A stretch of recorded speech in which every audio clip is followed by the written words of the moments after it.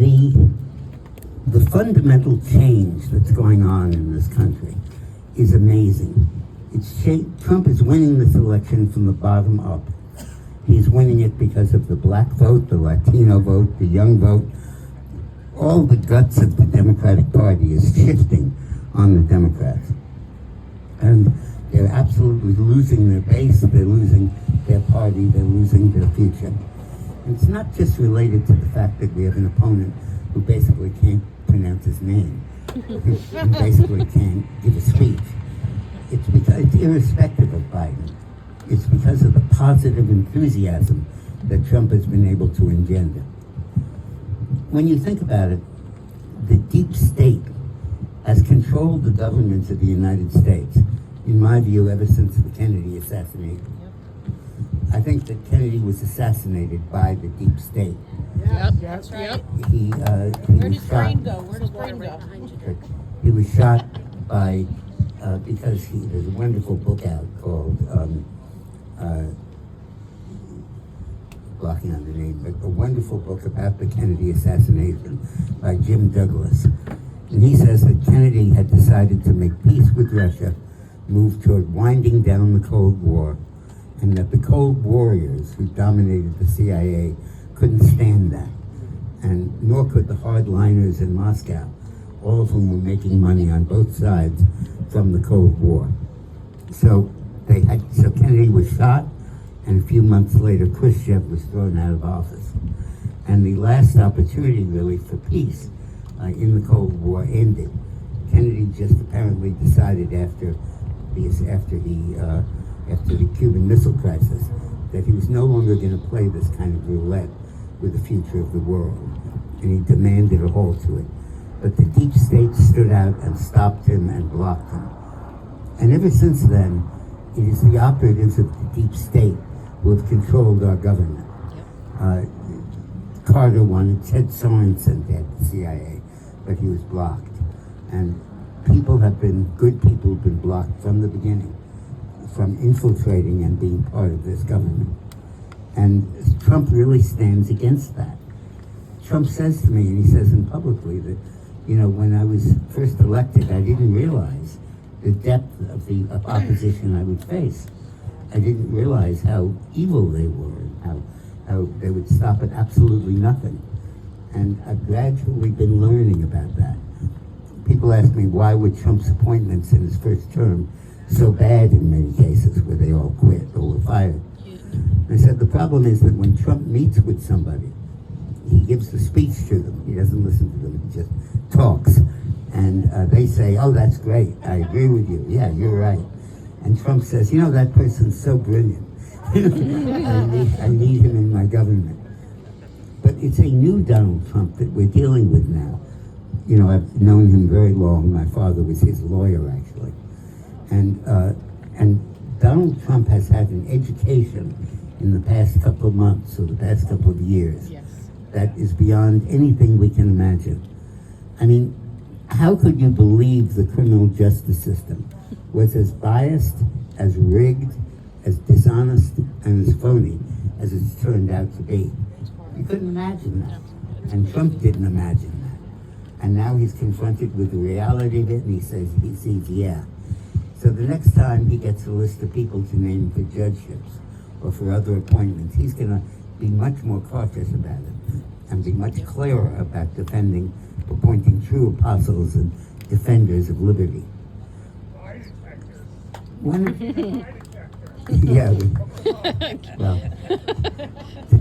To do your shit, you need a shit detector.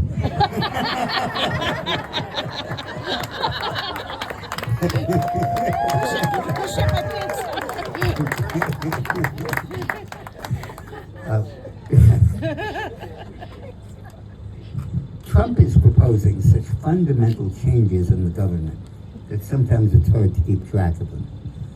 The biggest change, the most important change, is that he is going to cut off and limit and basically castrate the civil service system, because he knows that this is protecting long-term bureaucrats who have the interests of the left, who are the survivors from the past, and very much oppose any of the new policies or new ideas that Trump is pushing. And he passed, when he was president, Schedule F, which said that anybody who works in the Veterans Administration can be fired or promoted or demoted or shipped out without the approval of the commission. And that was a major radical change, because after the Civil War, everybody said, oh, you can't let political patronage dominate the government. And Trump said, if you're letting the people who are now in charge dominating the government, you're taking it away from the power of the people.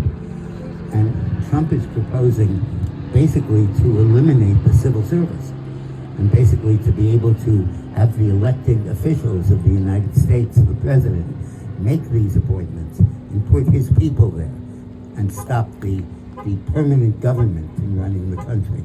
This government is so on autopilot, going in the direction the establishment wants. And Trump is really saying, I'm not going to permit that.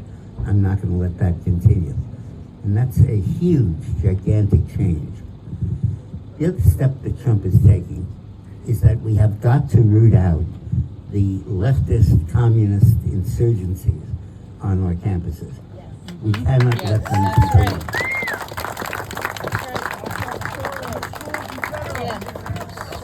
My entire family was wiped out in the Holocaust. My relatives were all from Hungary. And they were all killed in the last 6 months of the war. Hitler was losing the war. He invaded Hungary. He got rid of the government there and put in his own people, led by Adolf Eichmann. And it was very clear what the Holocaust was doing. Now we're looking at the campuses of Columbia and Harvard and Yale and all of these schools. I'm a Columbia graduate myself. And we're seeing the exact same stuff happening all over again. The slogan is never again. Well, open your eyes, it's happening right now. The idea that they're pro-Palestinians is a stupid disguise. They're not. They're anti-Semitic, they're anti-Jewish, they're anti-Israel. And the real meat of their approach is what they say at rallies, death to the Jews.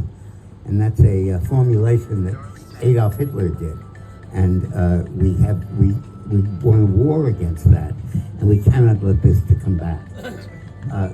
And I believe that who imagined that in our lifetimes we would have to refight the battles of World War II?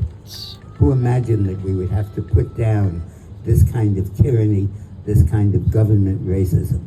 And yet that's what we're facing. Now, it's perfectly feasible to stop this.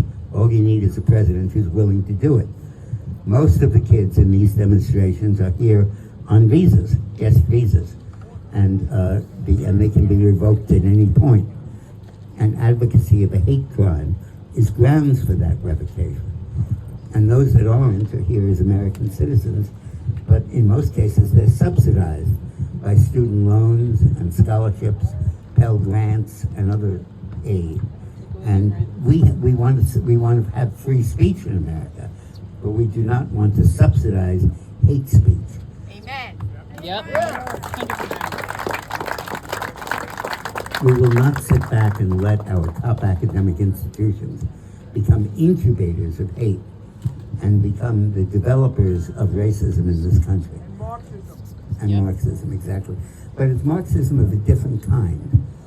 Classical Marxism says the working class is the right and the management classes, capitalist classes, are wrong. And that we have to let the working class take over. But these Marxists are cultural Marxists. They say that the enemy here is not the profit-making class. The enemy is the powerful class who control our universities, control our thinking, control the grants, control the government, control all of it. Basically the deep state. And we need to smash that power and replace it with a democratic power that is responsible to the people. And that really is Trump's message. And because he goes so much to the essence of what's going on, they hate him, they fear him, they're scared to death that he'll take over. And when they look at the polls that now show Donald Trump winning election, Donald Trump winning the Senate by a lot, and winning the House, and already with a majority on the Supreme Court, although sometimes you'd never know it. But when they see that happening, they understand that this is a threat to their entire way of life. Because Democrats are professionals for the most part. They make their money being Democrats. They get government loans, they get government subsidies. The best among them get government contracts that they sort of have to work for. But it's become a governing class. You know, initially the founding fathers did not want to give the District of Columbia a vote because they said that we can't empower the bureaucracy to run the country. Right. And now that's happened. And Trump is standing against it in a real fundamental way. And it terrifies the Democrats down to their socks because they know that they cannot manipulate this process and that this process has a momentum of its own. What is amazing to me is that Trump has come through what he's come through. 4 indictments, the bitter opposition, the mockery, the hatred, and he's come through it fine. Power of prayer. Yeah, absolutely. And your prayers are helping. I talk to Trump, as you know, every day or two, and he literally feeds off the anger and the hatred of the left. He literally feeds off it. He says, this tells me who's trying to ruin this country. And he sees his candidacy as the most... I didn't orchestrate that. It's wrapping me up in the flag of its own accord. But Trump understands what he stands for. He understands how desperate we are for this to be achieved. And he understands the odds against him of doing it. But yet he perseveres incredibly. He works so hard, with such energy and such fortitude, that it is absolutely incredible. He called me the other day when he was on his way to Miami to get fingerprinted and photographed. And he said, as he always does, how am I doing in the polls? And I said, you're 11 points ahead. You should get indicted more often. And he said, thanks, Dick.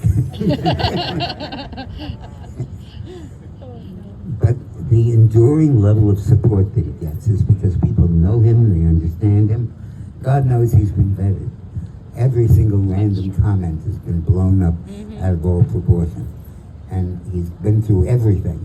And we know that this guy is firm, he's strong, he'll stand up, he'll confront them all, he'll beat them all, and he really is our savior, and not just a candidate. Yes, he is. Yep. Yeah.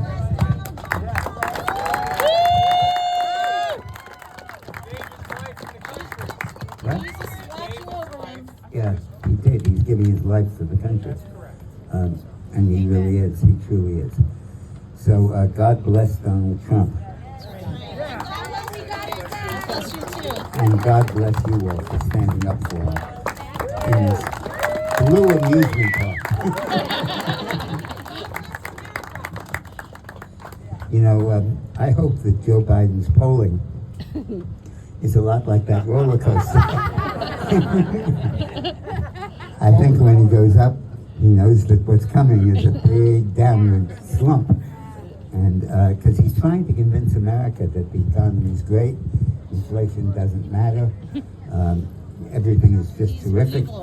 But ultimately, he's being undone by his own supporters. When these crowds take over the universities and preach a doctrine of Marxism, or when demonstrators take over the cities and topple statues of Thomas Jefferson and George Washington, these are his supporters. And this is the doctrine he embraces. And it's very easy to see what the stakes are here. Donald Trump is our last best hope. Yep. Yeah. 100%. Am I worried about mail-in votes? Yeah. Tucker Carlson just issued a statement on the show. He said that there's a public opinion firm, I wish I'd thought of it, that asked people, did you vote in the last election by mail or absentee? And was your vote fraudulent or not? And they meant, did you fill out a vote for somebody else? Do you live in the state where you said you live? Have you lived there as long as you're saying you are? are you a citizen like you said? And 20% said no to one of those questions. They literally admitted that this was a phony vote. His attempt to take over the system with voter fraud and illegalities is just astonishing. But there's one remedy that we have to it. And Trump came up with this line, and I love it. Too big to rig. We're going to win this election by a margin that is too big to rig. And I think that's what really is going to happen. We have all sorts of answers I could give you about signature check and verification and stuff like that, but in the last analysis, our power is too big to rig. Okay. Happy to take other questions? Yeah, there will be an election, we're going to win it. But let me take that question and treat it more seriously. I think that the left cannot permit Trump to win.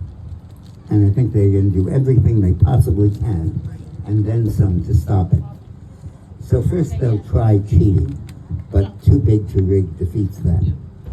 Then I think they're going to try to lock Trump up in jail. But it looks to me as if he's on the verge of being scot-free, because the only serious charges against him are rigging the election, and the Supreme Court is holding in the next couple of days that Trump can't be prosecuted for that he has immunity for that. And so they're running out of that. I believe that what they're going to do is, if Trump wins, they're going to launch massive civil disobedience campaigns. They're going to use their control of urban populations to fix the election in the cities and to stop anyone from being able to use the cities. The country will be completely closed down. Roads will be closed, the cities will be closed. And remember that Joe Biden will control the police force and the army until January 21st, when Trump takes over. And the model is really the what they call the color revolutions that have taken place around the world. I worked for Viktor Yushchenko in Ukraine, who overthrew the communist government in an election. And his technique in the election was to have massive civil disobedience. And literally, for the 4 months of the winter, freezing cold winter, his supporters went out into the square at Kiev and stayed in the square and refused to move until there was a new election. And it worked. It succeeded. The communist government was toppled. And I believe that they're going to try to do that. And I think we have to realize that we're going to get out to vote on election day. We're going to win on election day. We're going to win by a decent margin on election day. And that will be the start, not the finish, the start of our battle to preserve democracy. What about a new disease? What? What about a new disease without locking us in? A new Yeah, virus. that's right. They were going to try that too. Yeah. But I think they've done that already. The virus. Yeah. Yeah. They're going to Yes. pull another. Yeah, so how, there's 14, 15 million illegals in now, new, on top. How do we make sure they don't sign a ballot? Well, first of all, a lot of those illegals are voting for Trump. I didn't know You that. can't have Trump winning the Latino vote and assume that all these Latinos are going to vote against him. Okay, I don't think that's true. And secondly, I think that we will be able to stop masses of votes. They'll slip a few in, they'll get a few in, particularly in Pennsylvania, where you don't have to have photo ID or anything to vote. What? Connecticut either. Well, you do. Connecticut. You do. No, not New York. Voted with a ShopRite supermarket card in Yeah. Stamford. Okay. Who called, But- can I ask a question? Who called to stop the counting of the votes? Who called for it? Trump was winning. Yeah. Who ultimately called Well, for the- all those states to The stop? Secretary of State in Pennsylvania was States did appointed it. by the Democratic governor. But fundamentally, we have the capacity to assure that we will win the election with honest votes.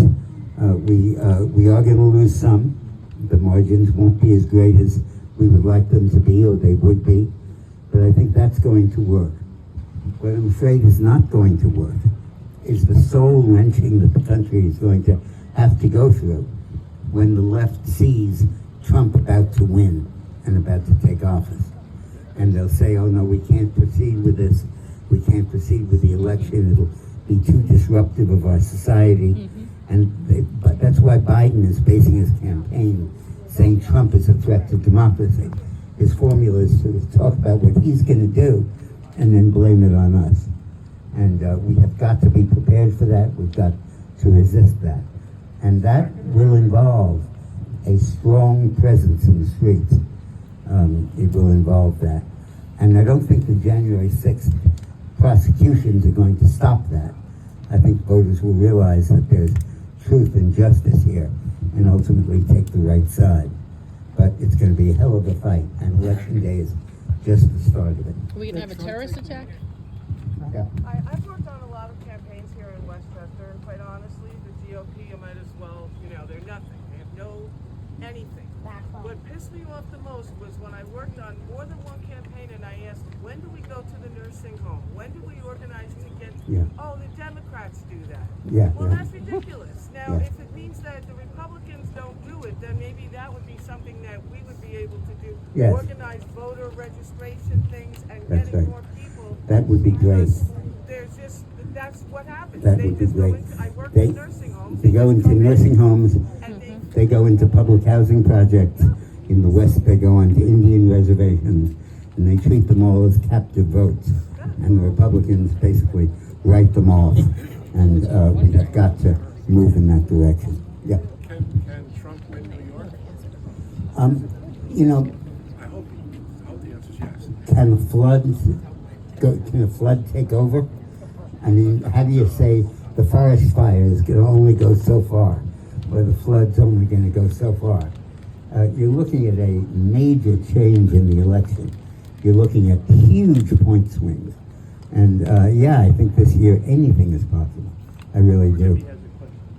Hey, Dick, this is a little off topic, but to the best of your knowledge, it's pretty obvious Joe Biden doesn't make decisions. He's too incoherent. You're an insider. Barack Obama. I call him the Antichrist. Well, That's what I was going to say. whether he's the Antichrist or not, he's the fixer. They are sadists. And the reason that, and just expose that, Biden was losing. He lost the first 4 primaries by decisive margins. And it was clear that the Democrats couldn't get their act together to nominate a strong candidate, Pete Buttigieg, who was in the lead. So Obama took over and basically said, it's my Democratic Party. And they jimmied the rules so that South Carolina became a prominent state that cast the first vote right before Super Tuesday. They loaded up Super Tuesday with like 40% of the delegates that'd be selected then. And they set that on Tuesday, oddly enough. But on Saturday before, they had the South Carolina primary. And they got a hold of James Clyburn, who was a congressman, who is a strong representative of the Democratic machine. And he endorsed Biden right before Super Tuesday. And that structured all of the black votes to go for Joe Biden. And with that, he was able to create a landslide, a momentum effective landslide that gave him the nomination.